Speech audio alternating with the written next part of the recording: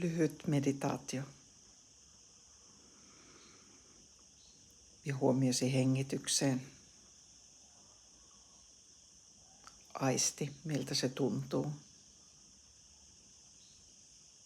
Miten hengitys virtaa sisään. Miten se virtaa ulos. Aina palaten hengitykseen, sen aistimiseen.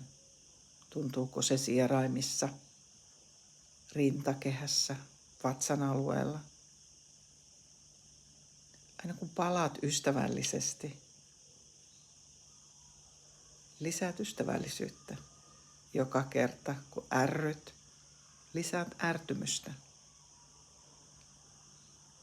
Sisäänhengitys ja uloshengitys.